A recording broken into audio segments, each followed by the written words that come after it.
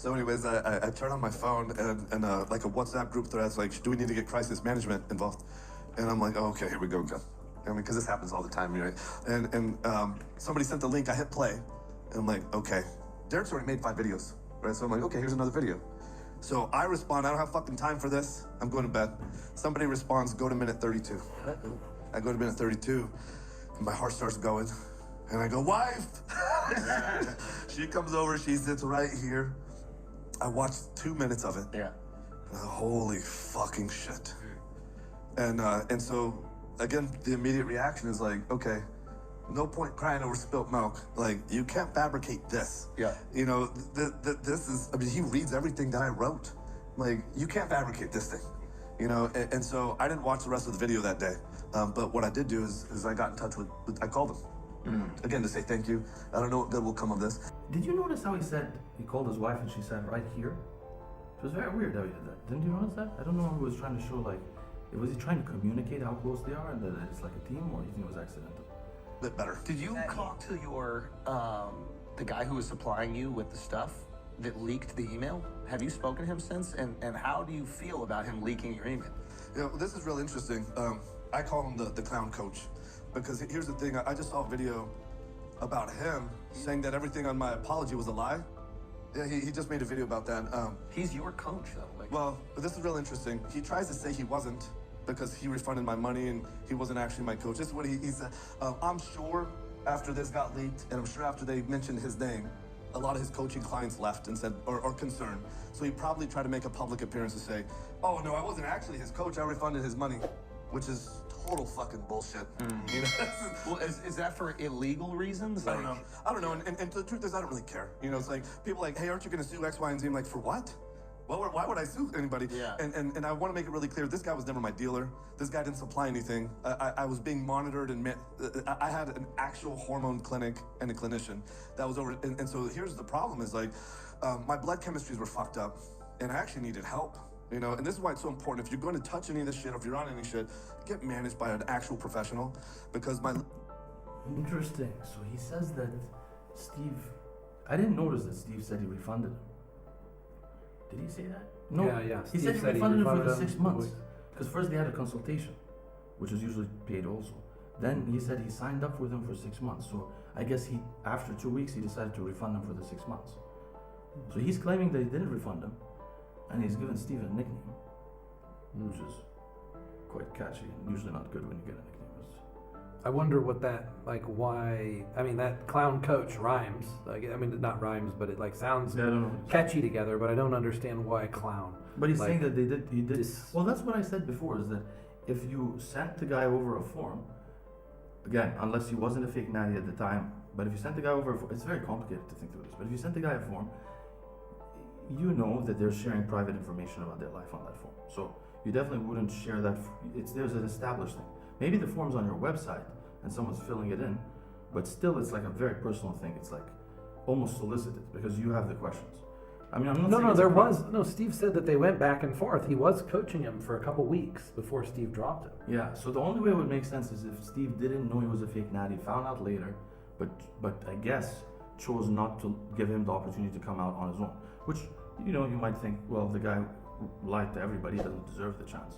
But we were talking about it recently, that sometimes someone can feel so much pain. I don't know if it's necessary to let them go through all that pain. You could have basically told them, if you don't come out with the truth about stuff, someone else will, or something like that, which also is, you know, potentially, like, is it blackmail? Yeah, I just worry, I want people to feel safe in reaching out and getting advice and on chemical enhancement so that they can do it healthfully and not have side effects. I worry now that a lot of people are going to be very nervous to reach out to a coach. Not just that coach, but any coach. Like, oh wow, if coaches could do this, and then imagine like if the coach is a hero for outing their client, if that is how the public perceived it, how are any clients ever going to trust any coaches with any private information going forward? And what's worse is, and why we have a confidentiality system in America when you talk to a doctor, for example, is because you need to be able to tell the doctor all the problems and not hold back so the doctor can give you good advice. Now what's going to happen is people are going to be afraid to give the whole truth. So people are going to go get advice. They're only going to give half the truth because they're nervous the other half could get published against them. This is why people have an issue with coaches in the first place. They say they're not doctors. Well, they're not bound by these ethics. You're really taking each one, I mean, you're potentially. But the thing is, with that said, at least bodybuilding coaches have not done this before. Yeah. It's I guess never you look at happened. This is the historically, first it doesn't time in happen. Yeah. history that I can remember from 2003 till now that you hear about a bodybuilding coach revealing private information, especially not about a bodybuilder that they're arguing with. Yeah. So it's never happened I before. guess So so. they shouldn't really lose faith in the guys. A lot of people have been asking too, like, what are the side effects, of taking them? Like, I'm probably the wrong person to ask, Why? but because I saw 2 side effects that are pretty serious, and that's again why you got to get monitored, right? I saw my lipids, I saw my liver, I also saw my estrogen, get a little fucked up. Oh. What was happening? Well, but that's the thing. I saw it on a blood panel. I didn't feel anything, from it. Like You didn't notice like your story's getting a little bit more boring. You never Yeah. wanted to make your You started watching shitty movies at night. You didn't notice that at all. Like No. just Constantly unhappy. Yeah. Fighting for no reason, refusing to apologize. You didn't notice that at all. You're not freezing at a So restaurant. basically, I think Liver King is probably clueless when it comes to reading blood work. So he probably gets the blood work, he sees the normal range. If something's out of the normal range, he goes, oh, it's a problem. Even though when you're on steroids, some things can go out of normal range and not be concerning. And plus, normal range isn't necessarily optimal range. But no, it isn't optimal range. Remember, normal range is literally just standard deviations from the mean. And the normal range changes as the population gets less healthy.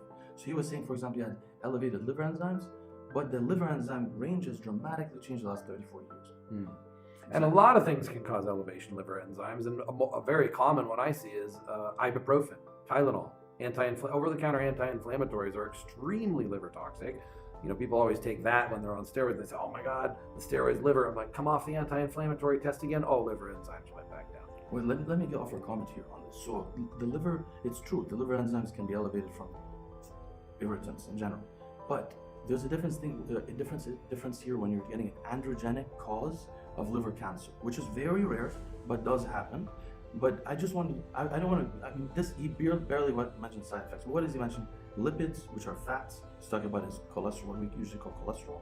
But he said before cholesterol doesn't matter. So I don't know why he would think that this would matter, since he says cholesterol doesn't matter. So if it gets higher also, what does it matter? There's a lot of inconsistency. So okay, let's take out the lipids. So what are And the he talks side about effects liver. he had? No, he just We talks take the about lipids out. estrogen, which Liver again, and estrogen. estrogen is because you're not controlling it. You can easily deal with that. Take one pill, exemestane, boom. Or you can have estrogen raise. back in Yeah, order. you can do anything. But why is his estrogen elevated when he's only taking 0.6 He's cc's of clearly not testosterone? taking. Yeah, He must have been taking more testosterone than he said. something. I don't know if it's true though. I don't even believe that this is. I mean, even if there are the side effects he noticed, he doesn't really know what's going on. But wait, let the third one, the liver enzymes. That's all. So then he said liver enzymes. Liver enzymes, I disagree a little bit about with Tony in the sense that or not disagree, but that the liver enzyme values in the U.S. the range is bigger than it should be really. If you are burning a lot of muscle, you may get elevated in some of the enzymes, but not in the GGT or in the AST. AST is sustained inflammation. I know a lot of bodybuilders do have this, maybe not because of steroids, but because of eating all day. Eating taxes your liver and makes it difficult. But really, He's training twice a day, really hard. His liver enzymes are going to be elevated, whether Not he's AST. on steroids or not. AST But does. he doesn't know the difference. He says, my enzymes Yeah, are elevated. yeah. That's But- all he knows. And No, then but- that causes him to go see a coach. We don't know what was elevated. Yeah, this is a common mistake though, not Tony made, but a lot of bodybuilders do, is that they think the ALT and AST can both be elevated from working out hard last night, like many other things. ALT can, and ALT is often elevated from acute stress. AST takes a little time to develop sustained inflammation. A lot of pro bodybuilders sometimes have AST being slightly higher than the ALT, which means recently you didn't hit your liver, but it's been sustained. That's the concerning thing. So the ratio of the ALT and AST is really useful. Right, but everybody talks about sleep, how to eat, move, shield, connect, cold. Everybody loves getting cold today. Yeah. And we're That's talking right. about The ice bath's incredibly popular. Yeah. That's A lot of what he talks about are popular, hip, and usually seemingly correct opinions in the like there are things that are popular: circadian living, going outside, ancestral eating, things that a lot of people espouse online that are very respected. And my feeling that I told you was that this guy had been watching a lot of these podcasts, adopted these principles, believed in them, and I don't know why exactly he created the character and so on. But he was basically someone else popularized these ideas and then he embodied it. And then in the way he said it, he like created a program, or what did he say? He packaged it. which is really, he literally said what I was saying. He packages other people's ideas and put them into this lifestyle, which is very marketable. It's interesting to hear back from the Liver King. I trust him less now, to be honest, but I empathize also somehow. I'm still a fan of Liver King, but I really hope he comes out in support of chemical enhancement, because I know behind the scenes he is, and I hope he's honest about it in the future when he has the opportunity. Right now, he's got heat. I don't blame him for what happens over the next year. I hope in the future, as he gains more influence, he can be an advocate for safe and responsible chemical enhancement. A day natty is a day wasted.